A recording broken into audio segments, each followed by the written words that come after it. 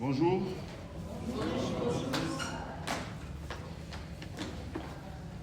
Je voudrais ce matin vous saluer dans le beau et précieux nom de notre Seigneur et Sauveur Jésus-Christ.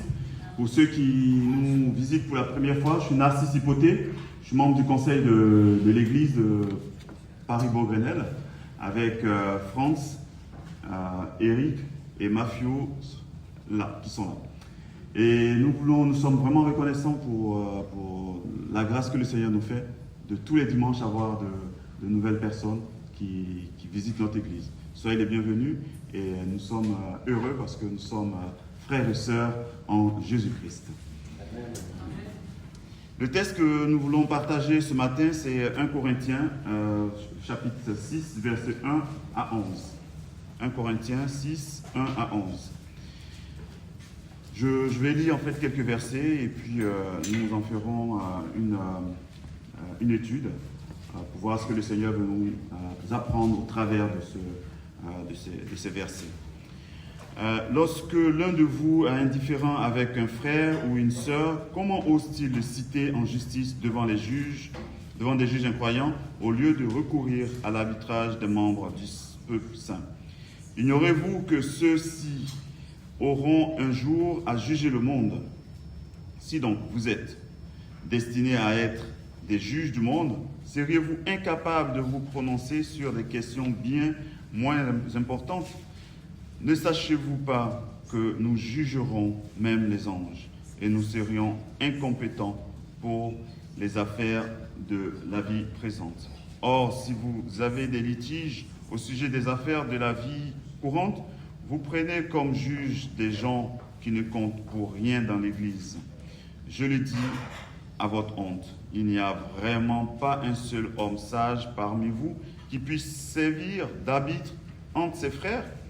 Faut-il qu'on se traîne en justice entre frères et qu'on aille plaider l'un contre l'autre devant des incroyants? De toute façon, vos différends constituent déjà une défaite.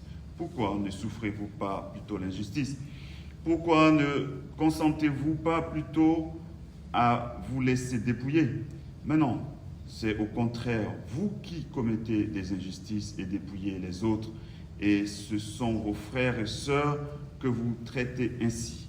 Ne savez-vous pas que ceux qui pratiquent l'injustice n'auront aucune part au royaume de Dieu? Ne vous trompez pas, il n'y aura point de part dans l'héritage de ce royaume pour les débauchés, les idolâtres, les adultères, les pervers ou les homosexuels, ni pour les voleurs, les avares, pas plus que pour les ivrognes, les calomniateurs ou les malhonnêtes. Voilà bien ce que vous étiez, certains d'entre vous. Mais vous avez été lavés, vous avez été purifiés du péché, vous avez été déclarés justes au nom du Seigneur Jésus-Christ et par l'Esprit de notre Dieu. Amen.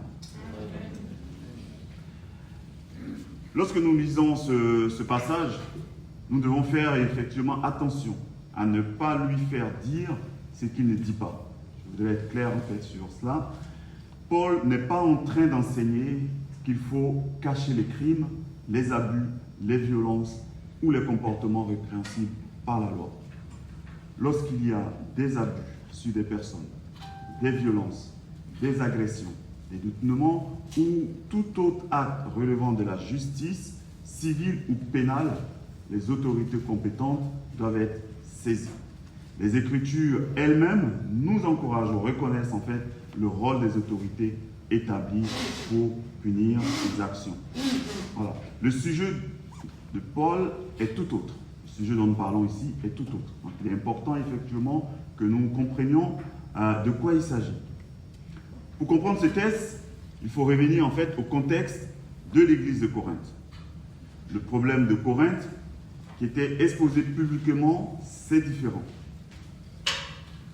Au verset 1, il dit « L'un de vous, lorsqu'il est indifférent avec un autre, ose-t-il plaider devant les injustes ou bien devant les juges, dans certaines versions, et non devant les saints ?» Effectivement, dans la culture grecque, dans ce contexte-là, dans ce temps, les tribunaux étaient devenus une véritable scène publique. On y allait pas seulement pour obtenir justice, On y allait aussi pour gagner, pour avoir raison, pour défendre son honneur, pour humilier son adversaire, pour montrer sa supériorité rhétorique, c'est-à-dire qu'il fallait, c'était un concours en fait aussi de belles paroles, de qui sait parler, sait convaincre.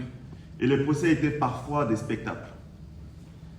Et c'est dans ce contexte-là aussi certains chrétiens de Corinthe reproduisaient exactement ces comportements du monde. Ils exposaient leurs querelles devant tous, devant les personnes qui n'étaient pas en fait chrétiennes. Ils cherchaient l'arbitrage du monde plutôt que la sagesse de Dieu. Pour Paul, et Paul le pose en fait alors une question qui peut être troublante. Quelle différence y a-t-il entre vous et ceux qui ne connaissent pas Christ? Effectivement, on peut se demander ce matin, mais comment est-ce que cela pourrait, quelle est l'implication, quelle est l'implication de cela aujourd'hui pour nous qui sommes là à Paris et qui sommes ici à Paris? Je dis souvent Paris-Beaugrenelle parce que notre église en fait est à Beaugrenelle. Voilà. Et donc, nous n'allons pas, peut-être pas systématiquement devant des tribunaux pour chaque désaccord, pour une chaise que je voudrais qu'elle soit placée là, mais l'autre veut qu'elle soit placée là, pour une table que je veux qu'elle soit ici, mais l'autre veut qu'elle soit là, pour la façon d'apporter le message, pour des chaises qui ne sont pas confortables, pour ci, pour ça. Nous n'allons pas aller devant les tribunaux. Mais nous pouvons exposer nos conflits ailleurs, sur les réseaux sociaux, dans des groupes WhatsApp, auprès de collègues non-croyants, auprès de membres de la famille, en cherchant des soutiens pour prendre parti contre un frère ou une sœur. C'est de cela qu'il s'agit. Notre attention est attirée ici sur le danger d'exposer ailleurs que dans l'Église nos différends, par souci de rallier plus de personnes à notre cause ou dans notre camp. Souvent, il faut choisir son camp. Et donc, comme dans un parti politique, nous pouvons militer pour que le plus grand nombre soit de notre côté. C'est un véritable danger aujourd'hui qui guette l'unité du corps de Christ. C'est important de comprendre combien de fois des tensions qui auraient pu être réglées dans la prière, le dialogue ou le pardon deviennent publics et deviennent des choses graves et qui partent en fait d'un petit problème, mais qui deviennent en fait des choses graves, des choses qui sont plus en fait gérables. Le résultat est toujours le même. Et oui, dans ces conditions, c'est le témoignage de Christ qui est affaibli. Quel est le témoignage de Christ? Lorsque nous, en tant que chrétiens, nous allons exposer que, oui, dans notre église, oh là là, ça ne va pas, il y a ci, il y a ça, il y a telle sœur, il y a tel frère, il y a ci, il y a ça, il y a blablabla, blablabla. Toutes ces choses-là ne glorifient pas le nom de notre Seigneur. C'est de ça que parle Paul. Alors que notre identité devrait nous conduire à agir différemment, Paul le dit au verset 2, « Ne savez-vous pas que les saints jugeront le monde ?» Paul rappelle aux Corinthiens qui ils sont. Ils ne sont plus simplement des habitants de Corinthe, ils sont désormais le peuple de Dieu. Ils appartiennent au royaume de Christ. Un jour, ils participeront au règne de Christ. Alors Paul leur dit, si Dieu vous confiera de si grandes responsabilités demain, comment pouvez-vous être incapable de régler de petits conflits aujourd'hui? Le problème n'est pas juridique. Le problème n'est pas la loi, mais le problème est plutôt spirituel. Les Corinthes ont oublié leur identité. Les Corinthes ont oublié leur identité au point de confondre tout et d'exposer tout à la place publique. Quelle application pour nous? Nous aussi, nous oublions souvent qui nous sommes. Alors que nous sommes des hommes et des femmes lavés par le sang de Christ, des membres d'un même corps des frères et sœurs appelés à vivre la réconciliation, pourtant nous agissons parfois comme si notre priorité était d'avoir raison. Si notre priorité, évidemment, est d'avoir raison. Moi, je suis aussi de ceux-là. Ma priorité, souvent, est d'avoir raison. Quand je discute avec quelqu'un, si je ne suis pas arrivé à avoir raison, quand je retourne à la maison, le soir, je réfléchis, j'essaie de voir mes arguments, qu'est-ce que j'ai dit, pourquoi est-ce que, et comment je vais revenir. Et en fait, ça me trotte dans la tête, Et dès que je revois le frère, allez, je repars. Tu te souviens la dernière fois? En fait, juste parce que je veux avoir raison. J'imagine toujours le fait que nous allons vivre l'éternité avec la sœur et avec le frère avec qui j'ai du mal à m'entendre ici-bas, sur cette période que nous avons à vivre ici-bas. Oui, nous allons vivre l'éternité ensemble. Amen. Nous allons vivre l'éternité ensemble. Amen. Si je ne suis pas capable de m'entendre avec mon frère et ma sœur pour une question aussi banale, imaginons que nous allons vivre l'éternité ensemble. Mais dans le royaume de Dieu, avoir raison n'est pas toujours la plus grande victoire. C'est cela, la réalité. Avoir raison dans le royaume de Dieu, avoir raison n'est pas toujours la plus grande victoire. Préserver l'unité du corps de Christ est souvent une victoire plus grande encore. Préserver l'unité du corps de Christ. C'est cela la victoire, c'est cela la plus grande victoire. Avoir raison, que j'ai raison, que tu aies raison ou pas raison, c'est pas ça la plus grande victoire. C'est préserver l'unité du corps de Christ. Mais le véritable scandale n'est pas l'injustice subie, mais l'amour perdu. Pourquoi ne souffrez-vous pas plutôt quelques injustices? Pourquoi ne vous laissez pas plutôt dépouiller? Au verset 7.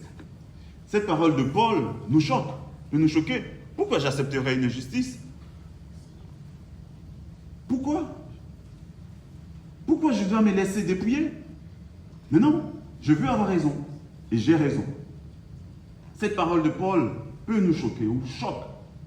Car notre premier réflexe est « mais j'ai raison ». Moi j'ai raison. J'ai raison. Et peut-être, avons-nous effectivement raison? Peut-être que nous avons effectivement raison. Mais Paul pose une autre question. Que vaut ton bon droit si tu détruis ton frère? Que vaut ton bon droit si tu détruis ta sœur? Tu as raison, mais ta sœur est détruite. Tu as raison, mais ton frère est détruit. Tu as raison, mais ton église est détruite. Parce que l'église, c'est le corps de Christ. Tu as raison, oui. Et alors? Mais ta famille est détruite. Tu as raison, mais tu ne parles même plus à ton frère, à ta sœur, mais tu as raison. Oh oui, tu as raison. Ça sert à quoi d'avoir raison? À quoi bon d'avoir raison si ma famille est détruite? À quoi bon d'avoir raison? Soyons clairs, Paul ne glorifie pas l'injustice. Il ne cautionne pas les abus. Il ne demande pas de couvrir le péché. Il dit simplement que dans certains conflits ordinaires entre croyants, l'amour doit être plus fort que l'orgueil. L'amour doit être plus fort que l'orgueil dans certains conflits ordinaires. C'est cela qu'on parle. Ce dont parle Paul, c'est des conflits ordinaires de l'Église. Des conflits ordinaires, on sait tous en fait quels sont les conflits ordinaires. Bon, tu es venu avant moi, mais tu ne m'as pas dit bonjour, tu ne m'as pas dit bonsoir. En fait, c'est des choses comme ça. Mais des choses insignifiantes comme ça qui deviennent en fait des choses qui deviennent comme des venins. Et parce que il y a mon orgueil. Le pardon doit être plus fort que le besoin d'avoir le dernier mot. C'est cela que nous enseigne l'apôtre Paul ce matin. Le pardon doit être plus fort que le besoin d'avoir raison, que le besoin d'avoir le dernier mot. Dans nos assemblées, oui, une parole mal comprise, une blessure relationnelle, un désaccord sur un ministère ou la façon de l'exercer, une incompréhension, une maladresse, peuvent devenir des divisions profondes, des souffrances profondes Je ne veux plus m'adresser à un tel parce que la confiance, l'amour n'y est plus. Je ne peux plus l'appeler frère ou sœur parce que la confiance et l'amour n'y est plus. Nos fragilités, nos passés, nos déformations professionnelles souvent ont pris le dessus sur nos relations. Plus de place pour le pardon, plus de place pour la réconciliation. Alors qu'est-ce qui s'installe? C'est la méfiance, c'est la médisance, c'est la peur, c'est la haine, c'est la division qui s'installe petit à petit et durablement. Pourquoi? Parce que chacun veut être connu comme ayant raison. Paul nous invite à considérer une autre voie ce matin, chers frères et sœurs. La voie du pardon, la voie de la réconciliation, la voie de l'humilité. Parfois, la plus grande victoire spirituelle consiste à renoncer, à gagner. La plus grande victoire consiste à renoncer, consiste à gagner, consiste à renoncer à gagner. C'est cela que l'apôtre Paul nous enseigne ce matin, c'est cela que le Seigneur voudrait que nous comprenions ce matin, c'est que la plus grande victoire pour moi ce matin, ce n'est pas d'avoir gagné, ce n'est pas d'avoir raison. La plus grande victoire, c'est de pouvoir pardonner. C'est de pouvoir dire à mon frère et à ma soeur, je te pardonne. Mais oui, je te pardonne. Oui, c'est pas grave, j'ai pas raison. C'est pas grave. Parce que ce qui est important, c'est l'unité du corps de Christ. Souvenez-vous de ce que la grâce a fait pour vous. Au verset 11, Paul nous invite, et c'est là ce que vous étiez quelques-uns de vous. Paul termine en rappelant une vérité essentielle. Avant Christ, les Corinthiens vivaient dans toutes sortes de dérives. La liste est longue, la cité en a, je l'ai lu tout à l'heure. Mais Paul ne la rappelle pas pour les condamner. Il la rappelle pour leur faire regarder à la grâce. Vous étiez cela aujourd'hui, mais aujourd'hui, vous avez été lavés. Vous étiez cela, mais aujourd'hui, vous avez été sanctifiés. Vous étiez ceci, mais aujourd'hui, vous avez été justifiés. Autrement dit, si Dieu vous a pardonné tant de choses, comment pouvez-vous refuser de pardonner à votre frère et à votre sœur? Si Christ vous a réconcilié avec Dieu, comment pouvez-vous refuser la réconciliation avec ceux qui appartiennent au même corps? Qu'est-ce qui est si grave qui ne peut être pardonné? Qu'est-ce qui est si grave si je ne gagne pas?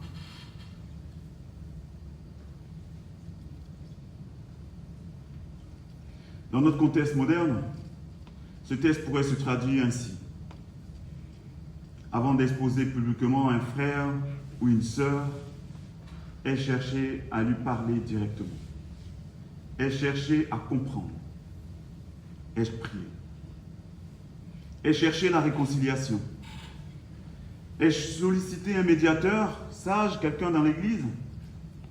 Car le danger aujourd'hui n'est plus seulement le tribunal grec, parce que ce temps-là a passé, mais le danger aujourd'hui pourrait être Facebook, pourrait être Twitter, X, pourrait être Instagram, TikTok, WhatsApp, les conversations de couloir.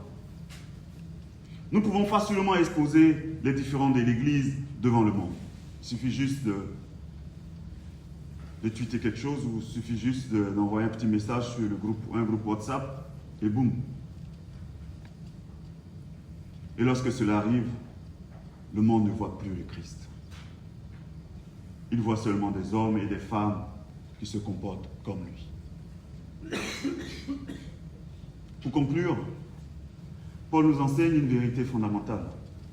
L'Église n'est pas appelée à vivre selon la logique du monde, parce que le monde cherche à avoir raison. Comme au temps des Grecs, dans ce temps-là, ils pouvaient passer des heures et des heures à discourir, à parler. Tant que je n'ai pas raison, je n'arrête pas. On peut parler pendant des heures et des heures. Lorsque nous étions en fait en Nouvelle-Calédonie, nous étions partis en fait au Vanuatu pour aussi la mission. Et j'avais été choqué par la culture. En fait, ils avaient une culture ils prenaient une boisson qu'ils appellent le kava. Lorsqu'il y a des différends, ils se mettent sous l'arbre à palabre, comme ils disent, et ils prennent en fait cette boisson-là. Et cette boisson-là, en fait, anesthésie tous les membres, en fait, tous les membres bas. Et donc, tu ne peux pas te lever. Tu es tenu de rester là, à discuter jusqu'à ce que vous entendiez. Parce que de toutes les façons, tu ne peux pas te lever. Tes membres, en fait, sont anesthésiés. Et donc, tu vas... Donc, sous l'arbre à palabre, ils vont parler pendant des heures, jusqu'à ce que le palabre soit réglé. Mais ça prend des heures. Jusqu'à ce que ce soit réglé, ou jusqu'à ce que l'un accepte que l'autre a raison. Le monde cherche à avoir raison. Mais les chrétiens que nous sommes, nous cherchons à glorifier Christ. Amen. Le monde cherche la victoire personnelle, mais nous, en tant que chrétiens, nous cherchons la réconciliation. Le monde expose des fautes, le chrétien cherche d'abord la restauration. Amen. Et lorsque le pardon paraît impossible, nous devons regarder à la croix. Nous devons regarder à la croix car nous aussi, nous avons été lavés. Nous aussi, nous avons été sanctifiés. Nous aussi, nous avons été justifiés. Et voilà le cœur de ce passage. L'Église n'est pas composée de personnes parfaites. Elle est composée de pécheurs, mais des pécheurs pardonnés. Pardonnés par le sang de Christ.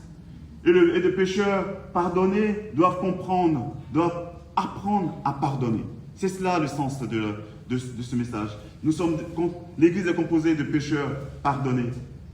Et un pécheur pardonné, doit apprendre à pardonner.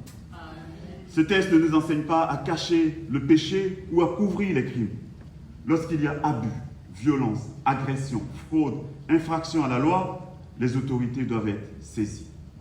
Paul ne parle pas de cela. Il parle de conflits ordinaires, des incompréhensions, des petites querelles entre croyants. Son message est simple. Pourquoi chercher l'arbitrage du monde lorsque Christ nous a donné l'amour, le pardon, la sagesse pour nous réconcilier? Avant d'exposer notre frère, avant de publier un message, avant de chercher des soutiens autour de nous, posons-nous cette question. Est-ce que je cherche la réconciliation ou est-ce que je cherche la victoire? Amen. Amen. Frères et sœurs, inclinons à la prière, regardons à nos vies, regardons à ce que le Seigneur nous enseigne ce matin. Et ne repartons pas, s'il faut que nous prenions du temps pour parler avec notre frère, avec notre sœur. Ne revenons pas dimanche après dimanche,